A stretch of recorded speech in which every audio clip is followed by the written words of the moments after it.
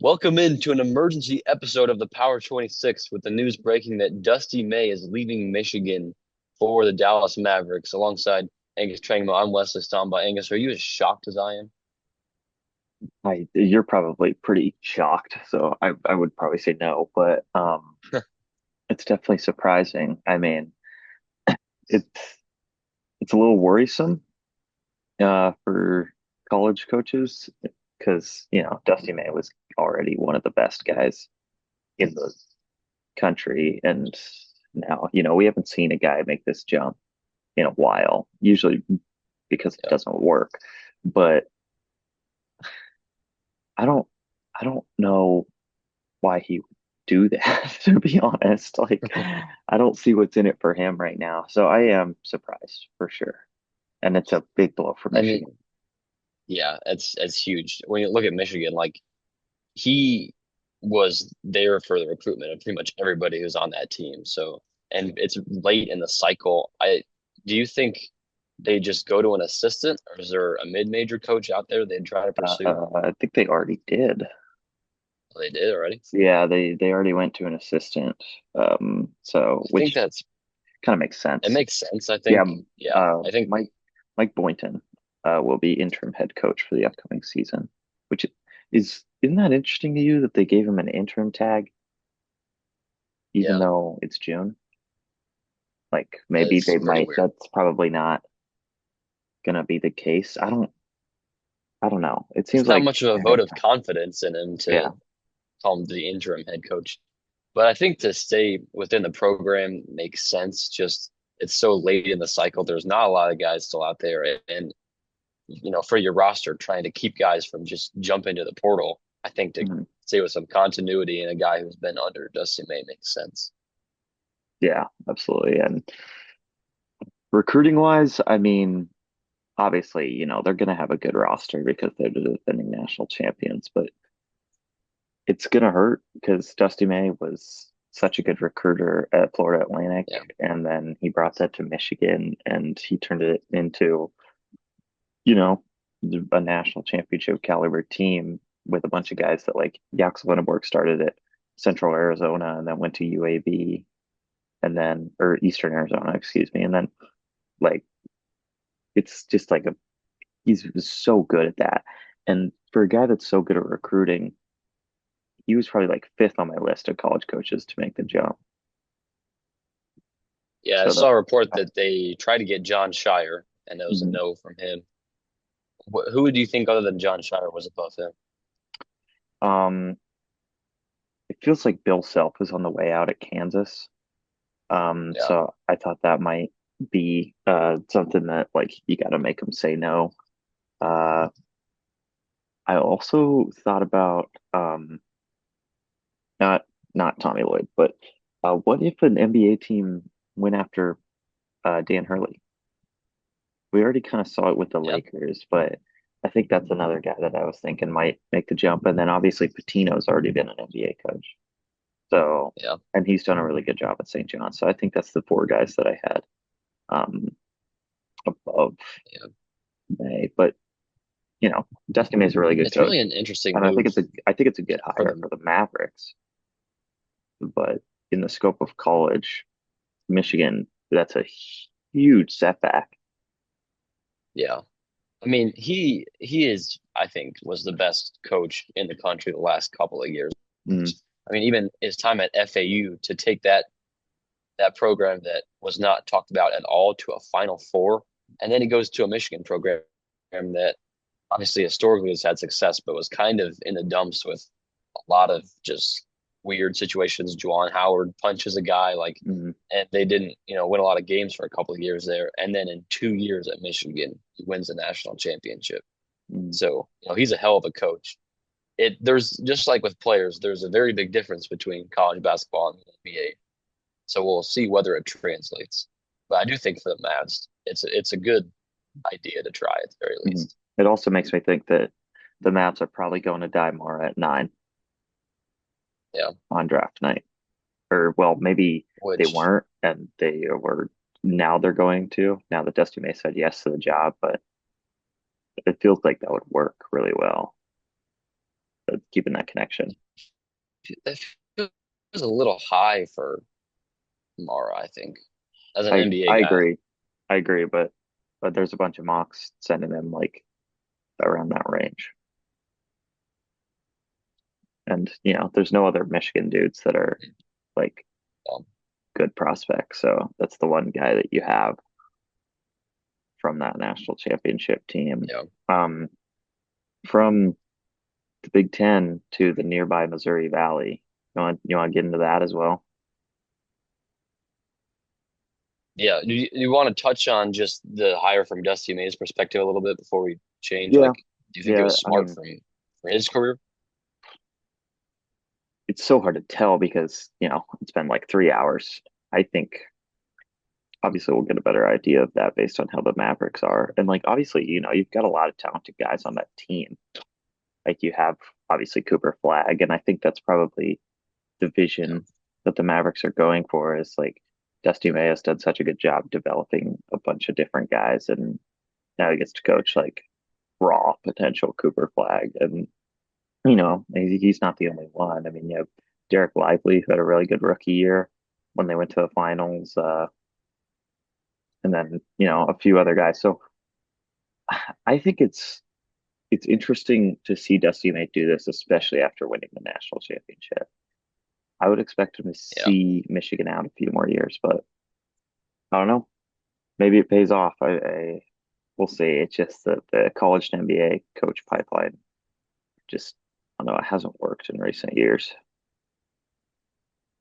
How about the just how fast the jump was, like you talked about, to be at a mid-major 3 years ago, and Yeah, now he's the head coach of an NBA team. yeah, I mean, he rose fast. that's insane to start at Yeah, just start Boca Raton at Florida Atlantic and then be the head coach for Cooper Flag and the Mavericks like 2, 3 years later. Like that's yeah. incredible what he's been able to do there. And you know, I it all started with John L. Davis. Don't forget that. Yeah. Well, we can move over to the Missouri Valley. I haven't gotten a chance to see much of what the change is. Do you want to give me the lowdown on that? Oh, lowdown, nice. So they are going big buys in the conference tournament. So the 1 and 2 seeds will get automatic buys to the semis. And Yeah, we've seen a lot of conference tournaments do this. And the Missouri Valley was not like this. And I think the motivating factor for them is that Belmont got 100 dropped on them by Drake this year. And, yeah, I kind of get it, but 1 and 2 seeds were both 34-2 in quarterfinal games in since 1991, which is when Arch Madness adapted the format that they've been using forever. And like, Wichita State was a 1 and 2 seed a bunch, and like they never had problems. And I think it's just like I don't know. I feel like it's an overreaction to just a bad game from Belmont. yeah. That's exactly what I was thinking. Is it's Mhm. one game and they go and change the whole system. Like that stat really. If it was like every year your best team gets bounced and you never have a team that you're sending to the tournament that deserves to be there, then I get that. But that hasn't been the case. I feel like the Missouri Valley is pretty consistently the team at the top of the conference are winning the tournament. It was Drake Mhm. for those years. It was Wichita State previously. So I feel like it's an overreaction, and you're just I don't know, kind of handing it to these teams that they only need to win 2 games now to get a bid. That's ridiculous. I mean, I kind of see where the schools are coming from in this is like, obviously you want to reward regular season success. And I think that's something that is valuable is like you want to reward the regular season as much as possible because it seems like it's getting more and more, um, like it's losing meaning uh, quite Yeah, often in the current scope of college sports, not just college basketball. But I still think, man, it's just like why the Missouri Valley is what it was like an 11 team bracket, and now how are you going to yeah, work out 11 teams, and then they all got to feed down two? That's nine teams that are playing quarterfinal games before the 1 and 2 seeds even step on the court. Yeah, it's just what's the one conference there's a conference recently that did that, and their bracket just looks so crazy. Where there's like the two sections here, and then it's like 10 times as long on the other side. I don't know what conference it is, but it's a Oh, weird bracket like for the sure. gauntlet. The Sun Belt does that. Yeah, The West yeah, Coast the does Sun that. Belt. I think it Yeah. was. Uh, I the don't Sun know. Belt does that with like 14 teams, which is insane. I, I don't know. I get where you're coming from if you're a conference that wants to put your best foot forward as far as a team that Mhm. goes to the tournament, Yeah, that's what I was but thinking too. Yeah. also like Yeah, no, you're all over there's some that. excitement Hmm. in team making a run in a conference tournament that wasn't supposed to. Yeah. No. I don't know. Hofstra's not a great example because they weren't like the bottom of the conference, but everybody thought it was Charleston or UNCW. Hmm. And then Hofstra goes and wins it, and like that's an exciting No. story. Stuff like that. I'm gonna look right at the Big Sky and Idaho this year. I mean, they weren't bad by any means, but they weren't the best team in the conference by a long shot. And they beat, some really solid basketball teams on the way to winning that conference. They beat Montana State, Eastern Washington, and Montana with Money Williams, who should have been the player of the year. So, like, they beat some good teams, and the Big Sky was good this year. And, was Idaho the team I would choose to send out of that conference if I wanted the Big Sky to win a game? Absolutely not. I would have sent Portland State in a heartbeat. But, that's not how it shook out. And the Big Sky doesn't do the buys for the one seeds, and we've still seen the best team win a bunch of times. And, Yeah, you can look at any conference. I mean, like the NEC doesn't do that, and LIU won this year, and the one seed wins in the NEC like almost every year.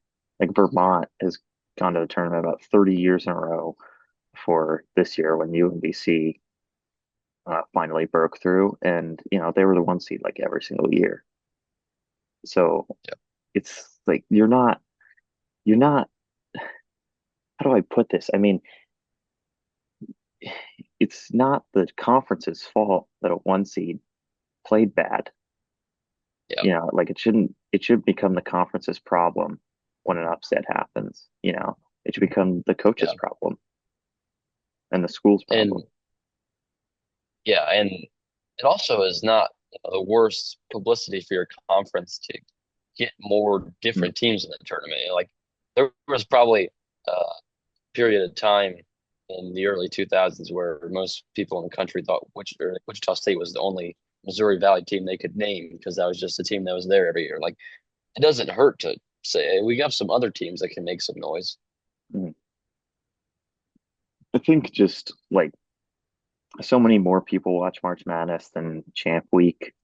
Um, and it's just exposure, exposure, exposure. And as a conference, you want to put the team that you think has the best shot of representing your conference really well. And, like we love St. Louis, we love Arch Madness, and we love every conference tournament. But, there's not a lot of people that are, religiously watching ESPN Plus that week.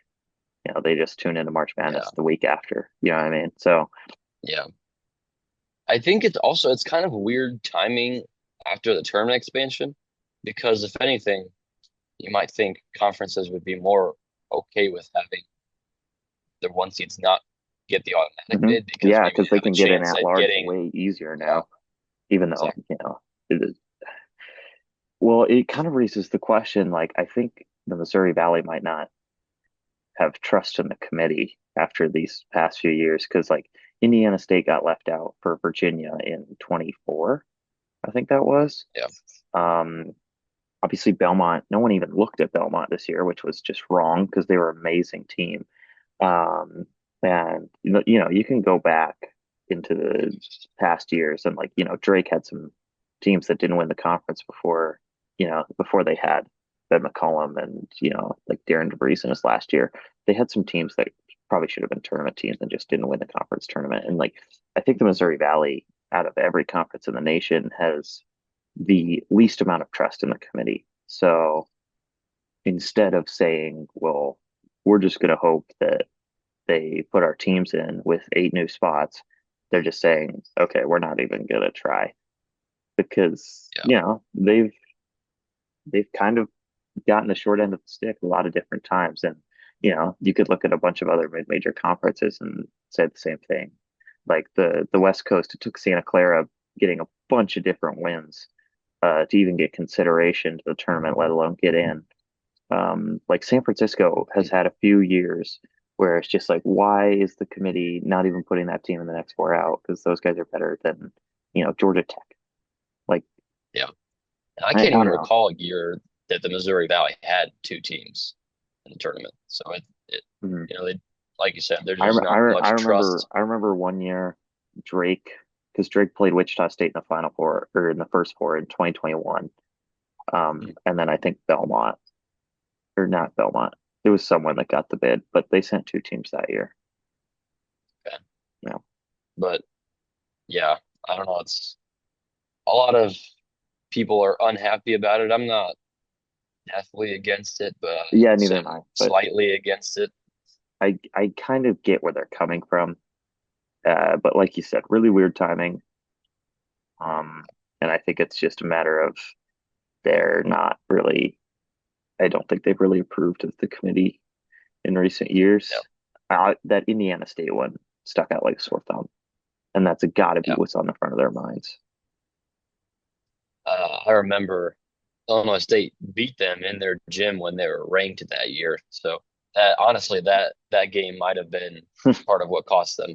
So, but yeah, I we talk about it a lot of just like Miami last year. They're undefeated, Yeah, and then they lose one game in the conference tournament, and people are like, "Are they going to make it?" It shouldn't even be a question. no, it They're shouldn't. undefeated in the regular season. Yeah, it's you know, it's broken, I think, and it's 76, so access, whatever, money, money, money, money. But I feel like we're just gonna see the same old movie that we see every year. It's just like we're gonna look at that bubble, which is gonna be worse. It's gonna be 8 teams worse than it was before, and you're gonna be like, what is that team doing? And like Yeah. I don't know. Well, tune in to the episode coming out tomorrow Mhm. because we get a lot more in-depth tournament expansion and a number of other things because there's a lot more news going on in the mid-major basketball. These are just a couple of pieces of breaking news that we had to get out in a hurry. But Angus, you got anything to add before we sign off on a shorter breaking news episode? Um, I do have one question for you. So, you're an Okay. Illinois Fighting Illini fan, right? And you've got Yeah. Michigan in the conference.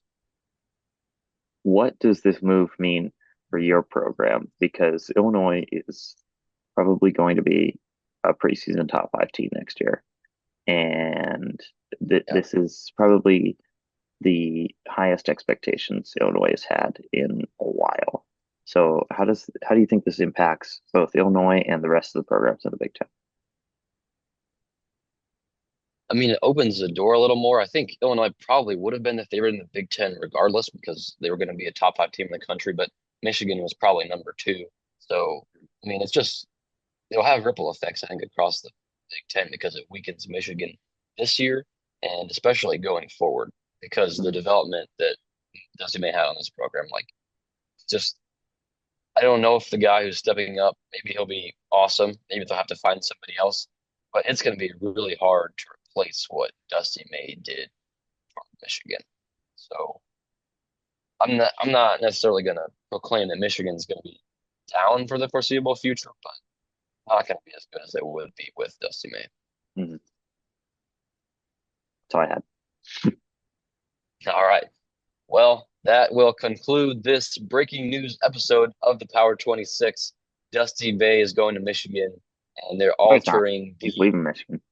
Oh, he's leaving Michigan for the Mavericks. He's headed to the NBA, and Missouri Valley changing their tournament format for a bunch of other topics. Tune in again tomorrow for the episode on the transfer portal.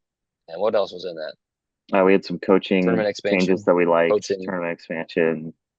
Uh, I'm just in the middle of a park, which is kind of funny. So make sure you tune in. This has been the Power 26.